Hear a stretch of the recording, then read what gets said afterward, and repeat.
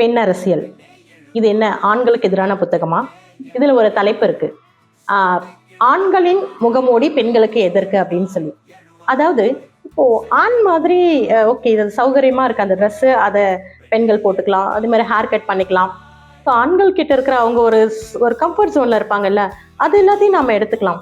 ஆனா அந்த ஆம்பளைன்னா நான் என்ன வேணா பண்ணுவேன் அப்படிங்கிற ஒரு அடாவடித்தனை இருக்கு பாருங்க, ஒரு ஆண் அப்படிங்கிற அந்த ஆட்டிடியூட், அதை பெண்கள் எடுத்துக்க வேண்டிய அவசியம் இல்லை அப்படிங்கிறத இந்த புத்தகம் ரொம்ப தீர்க்கமா சொல்லுது. ஏன்னாக்கா இங்க வந்துட்டு ஆணை நோக்கி பெண் போக வேண்டிய அவசியம் இல்லை, பெண்ணை நோக்கி தான் ஆண் வர வேண்டிய தூரம் தான் இருக்கு. அதுதான் இங்க ரொம்ப பெரிய பிரச்சனையா இருக்கு. அதை பேசுறது தான் இந்த புத்தகம்.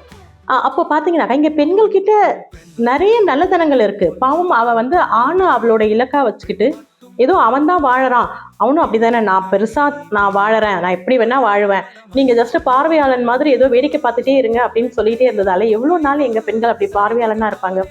ஓ ஏன் நாமளும் பங்கேற்பாளனா இருக்கக்கூடாதா அப்படிங்கிற ஒரு ஆதங்கத்துல ஆண் செய்யற எல்லாத்தையுமே வர வர பெண்கள் செய்ய ஆரம்பிச்சுட்டாங்க. ஆனா அது வேணாம், அதை அங்க உடைக்கணும். அவங்க தான் நம்மளை பார்த்து சரியாக்கணுமே தவிர நாம அவங்கள பார்த்து தவறாகிக்க வேண்டிய அவசியம் இல்லை அப்படிங்கிறத பேசுறது தான் இந்த பெண் அரசியல்.